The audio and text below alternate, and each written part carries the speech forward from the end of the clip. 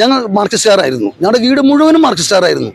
ആ മാർക്സിസ്റ്റ് വീട്ടിലേക്ക് ഒരു തവണ പോലും ഒരു കിറ്റ് കൊണ്ടുവരാനോ അല്ലെങ്കിൽ ഒരു സങ്കടം ചോദിക്കുവാനോ ഇന്ന് വരെ ഇരു പാർട്ടിക്കാരും ഞങ്ങളുടെ വീട്ടിലേക്ക് കടന്നു വന്നിട്ടില്ല. പക്ഷെ ഞങ്ങളുടെ അവിടെ ഒരു ക്രിസ്ത്യാനി മരിച്ചിട്ടുണ്ടായിരുന്നു, ഒരു ചേച്ചി.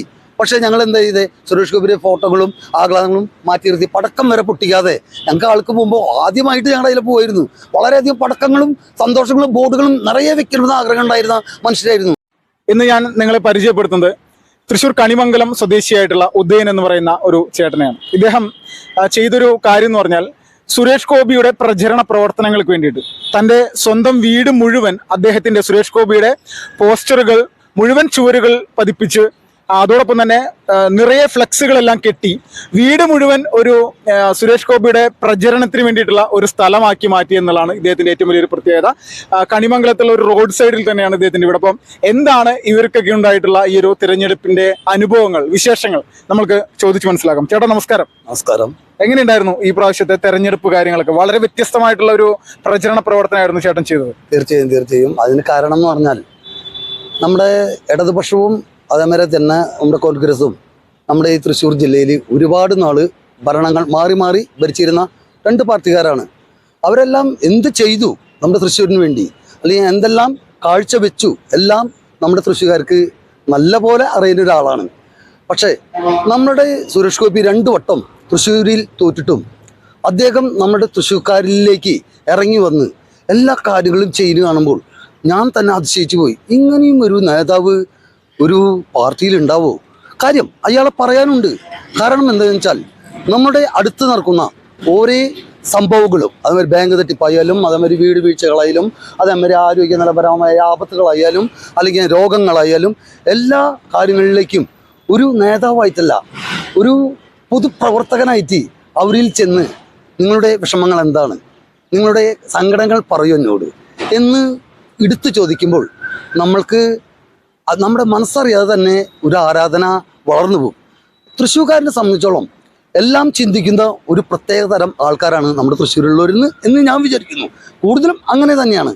നന്മ ചെയ്താലും പൊട്ട ചെയ്താലും പെട്ടെന്ന് മനസ്സിലാക്കാനുള്ള കഴിവും ഈ തൃശ്ശൂർക്കാർക്കുണ്ട്.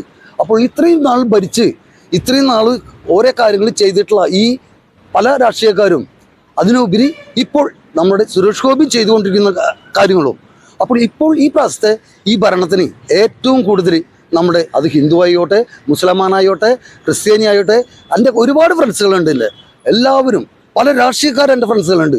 എല്ലാവരും എൻ്റെ മുഖത്തേക്ക് ഒരു കാര്യം പറയാൻ ബാധ്യസ്ഥരായി. എടാ ഉദയ, ഈ പ്രാവശ്യത്തെ തൊട്ട് നമ്മുടെ സുരേഷ് ഡയറക്ടർ തന്നെടാ. അത് പറയുമ്പോൾ നമ്മുടെ മനസ്സ് ആനന്ദം കൊണ്ട് തുള്ളിച്ചാടുകയാണ്. കാരണം അത്രയും നല്ല കാര്യങ്ങൾ നമ്മുടെ തൃശ്ശൂരിന് വേണ്ടിയും അല്ല മറ്റു ജില്ലകൾക്ക് വേണ്ടി ഇവിടെ കേരളമാകെ അദ്ദേഹം ചെയ്തിട്ടുള്ള ഒരു പൊതുപ്രവർത്തകനാണ് നമ്മുടെ സുരേഷ് ഗോപി.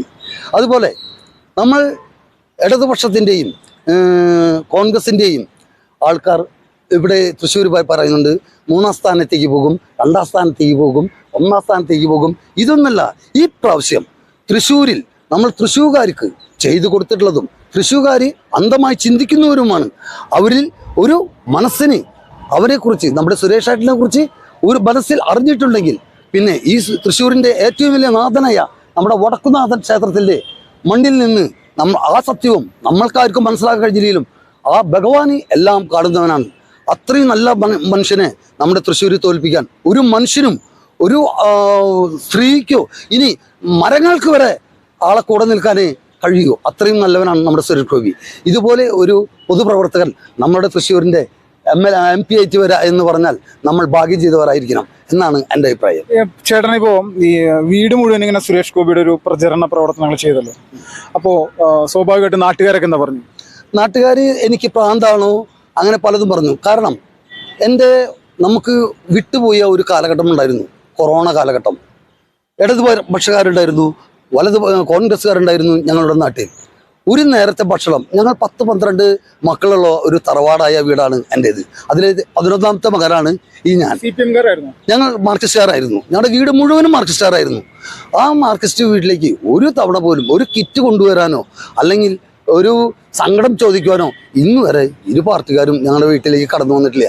പക്ഷേ ഞങ്ങളുടെ സുഹൃത്തുക്കളായ കുറച്ച് BJP പ്രവർത്തകർ കടന്നു വന്ന്. എന്താണ് പ്രശ്നം?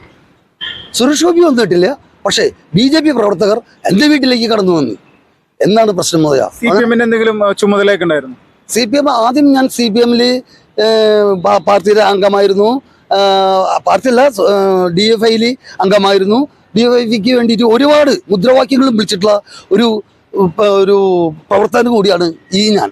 കാരണം എന്ന് പറഞ്ഞാൽ നമ്മുടെ തൃശ്ശൂർ ജില്ലയിൽ മുദ്രാവാക്യം രാഷ്ട്രീയപരമായിട്ട് പറഞ്ഞു കഴിഞ്ഞാൽ മുദ്രാവാക്യം വിളിക്കുമ്പോൾ അന്നെ കൊണ്ടാണ് കൂടുതൽ മുദ്രാവാക്യം മാർക്സിസ്റ്റുകാർ വിളിപ്പിക്കാറ്. പക്ഷേ നമുക്ക് രാഷ്ട്രീയപരമായിട്ട് അവരോട് തെറ്റാണ് തോന്നിയത്. കാരണം നമ്മളെ സഹായിക്കാനോ നമ്മളുടെ സംഘടനകളിൽ പങ്കുകൊള്ളാനോ ഇതുവരെ അവർ വന്നിട്ടില്ല. അതുകൊണ്ടാണ് നമ്മൾ ഈ പ്രാവശ്യം സുരേഷ് ഗോപി തന്നെ ഇപ്പം ഞങ്ങളുടെ വീട്ടിൽ ഞങ്ങളുടെ തറവാട്ടിൽ തന്നെ ഷുവർ വോട്ട് 28 എൻ്റെ സുരേഷ് ഗോപിയുള്ളതാണ്. അതിലൊരു മാറ്റവും ഉണ്ടാവില്ല. അതുപോലെ തന്നെ എൻ്റെ കൂട്ടുകാരന്മാരും എൻ്റെ ബന്ധുക്കാരും അതുപോലെ തന്നെ ഒരുപാട് ആൾക്കാർ എന്നോട് പറയുകയുണ്ടായി, ചെയ്തില്ല എന്നല്ല, എന്നോട് പറയുകയുണ്ടായി, പേടിക്കേണ്ട ഉദയ, നമ്മൾ ചെയ്യുക സുരേഷ് ഗോപിക്കുക. അപ്പോൾ അവരുടെ മനസ്സിലും അദ്ദേഹം വളരെയധികം വളർന്നു പോയില്ലേ. അതാണ് നമുക്ക് സുരേഷ് ഗോപിനെ കുറിച്ച് പറയാനുള്ളത്. നിങ്ങളുടെയും എല്ലാവരുടെയും പ്രാർത്ഥന ഇനിയും 4-ാം തീയതി വരെ ഉണ്ടാവട്ടെ. ആ പ്രാർത്ഥന വിജയിച്ചാൽ നമ്മൾക്ക് എല്ലാവർക്കും ഒരുമിച്ച് നിന്ന് ആഹ്ലാദത്തിൽ പങ്കുകൊള്ളുവാനും എല്ലാവരെയും ഞാൻ നമ്മുടെ വീട്ടിലേക്കും നമ്മുടെ നാട്ടിലേക്കും തൃശ്ശൂരിലേക്കും ക്ഷണിച്ചുകൊള്ളുന്നു. BJP-യുടെ തൃശ്ശൂരിലെ സംഘടനാ പ്രവർത്തനത്തിൽ സംതൃപ്തരാണോ ഒരു സാധാരണക്കാരൻ എന്നുള്ള നിലയിൽ? തീർച്ചയായും. അവർ ഒരു നിസ്സൈകൻ്റെ വീട്ടിൽ വന്ന് അല്ലെങ്കിൽ ഒരു രോഗിയായ ഒരാളുടെ വീട്ടിൽ വന്ന് നമ്മുടെ ഇടയിൽ തന്നെ കേട്ടോ, നമ്മൾ അപ്പുറത്തേക്കും ഇപ്പുറത്തേക്കും പോകണ്ട, നമ്മുടെ ഇടയിൽ തന്നെ ഒരുപാട് വീട്ടുകൾ, വികലാംഗരായ കുട്ടികളുടെ ആൾക്കാർ, വയസ്സായ അമ്മമാർ, അവരുടെയൊക്കെ കാര്യങ്ങൾ അന്വേഷിക്കാൻ ഞാൻ ഇതുവരെ കണ്ടിട്ടില്ല. ഞാൻ കുറ്റം പറഞ്ഞല്ല, കോൺഗ്രസിനെയും കണ്ടിട്ടില്ല, ഇടതുപക്ഷക്കാരും കണ്ടിട്ടില്ല. കണിമംഗലം എന്ന SR, ER, പനമുക്ക്, ചീയാരം ഈ ഒരു റൗണ്ടിൽപ്പെട്ട സ്ഥലത്തിൻ്റെ നടുവിൽ താമസിക്കുന്ന ഒരാളാണ് നമ്മൾ ഇവരെ കണ്ടിട്ടില്ല. ഒരു പാവങ്ങളുടെ വീട്ടിൽ വന്ന് എന്തെങ്കിലും പ്രശ്നങ്ങളുണ്ടോ? പക്ഷേ അവിടെ വന്ന് ഈ പ്രാവശ്യം വളരെയധികം സംഘത്തിൻ്റെ പിള്ളേരായാലും BJP-യുടെ പിള്ളേരായാലും വളരെയധികം വന്നിട്ട് എന്താണ് പ്രശ്നം ഓടിയെത്താനും നിങ്ങൾക്ക് എന്ത് സഹായമാണ് വേണത്? ഒരു മരിച്ച വീടാണെങ്കിലും ശരി. ഇപ്പോൾ ഈ ഇലക്ഷന് തന്നെ നമ്മുടെ സുരേഷ് ഗോപി വലിയാലയ്ക്ക് വന്നിട്ട് ഒരു പ്രവചനം ഉണ്ടായി. പക്ഷെ ഞങ്ങളുടെ അവിടെ ഒരു ക്രിസ്ത്യാനി മരിച്ചിട്ടുണ്ടായിരുന്നു, ഒരു ചേച്ചി. പക്ഷേ ഞങ്ങൾ എന്താ ചെയ്തേ, സുരേഷ് ഗോപിയുടെ ഫോട്ടോകളും ആഹ്ലാദങ്ങളും മാറ്റി നിർത്തി പടക്കം വരെ പൊട്ടിക്കാതെ ഞങ്ങൾക്ക് ആൾക്ക് പോകുമ്പോൾ ആദ്യമായിട്ട് ഞങ്ങളുടെ അതിൽ പോയിരുന്നു. വളരെയധികം പടക്കങ്ങളും സന്തോഷങ്ങളും ബോർഡുകളും നിറയെ വെക്കണമെന്ന് ആഗ്രഹം ഉണ്ടായിരുന്ന മനുഷ്യരായിരുന്നു. പക്ഷേ ഞങ്ങളെല്ലാവരും സുരേഷ് ഗോപിനെ വെല്ലുവിളിക്ക് പോയി കണ്ടു, ആൾക്ക് പൊന്നാട അണിയിച്ചു, ഷെയ്ക്കൻഡ് കൊടുത്തു.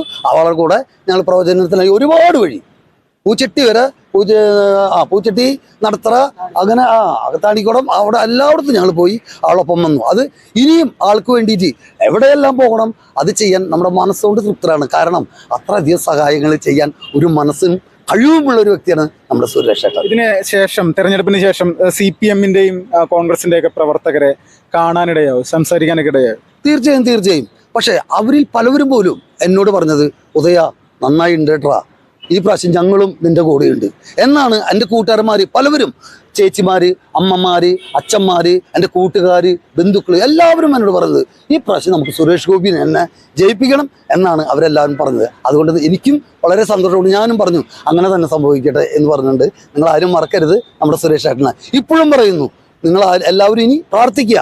ആ ബാലിപ്പുട്ടി തുറക്കുമ്പോൾ നമ്മുടെ സുരേഷ് ഏട്ടൻ്റെ എല്ലാ വോട്ടുകളും നമ്മുടെ സുരേഷ് ഏട്ടൻ്റെ തന്നെയാവട്ടെ. നമുക്ക് ഏറ്റവും വലിയ നമ്മുടെ തൃശ്ശൂരിൻ്റെ ഏറ്റവും വലിയ ഒരു പടനായകൻ, ഒരു രാജാവ് അല്ല മഹാരാജാവ് തന്നെ മന്ത്രിമാരിലായിരിക്കും നമുക്ക് സുരേഷ് ഏട്ടൻ എന്ന് തീർച്ചയായും നമുക്ക് പറയാൻ കഴിയും. എത്ര വോട്ടിന്റെ ഭൂരിപക്ഷത്തിലേക്ക് പ്രതീക്ഷിക്കുന്നു? അത് നമ്മൾ തൃശ്ശൂർക്കാരി പറയട്ടെ, എല്ലാവരുടെ മനസ്സിലുണ്ട് സുരേഷ് ഏട്ടൻ. എൻ്റെ നിഗമനത്തിൽ ഏറ്റവും ചുരുങ്ങിയത് ഒരു 10-20 വോട്ടിൻ്റെ ഭൂരിപക്ഷത്തിൽ സുരേഷ് ഗോപി ജയിക്കും. കാരണം അതിന് 2ാം സ്ഥാനത്തോ 3ാം സ്ഥാനത്തോ നിന്ന സുരേഷ് ഗോപി ഇപ്പോൾ ജയിക്കാൻ എൻ്റെ നിഗമനത്തിൽ, ഇനി അതിൽ കൂടുതൽ കിട്ടണമെങ്കിൽ തൃശ്ശൂർക്കാർ സുരേഷ് ഗോപിയെ അത്രയധികം ഇഷ്ടപ്പെട്ടു എന്നുള്ളത് യാഥാർത്ഥ സത്യമല്ലേ. അത് നമുക്ക് 4-ാം തീയതി അറിയാനേ കഴിയുള്ളൂ.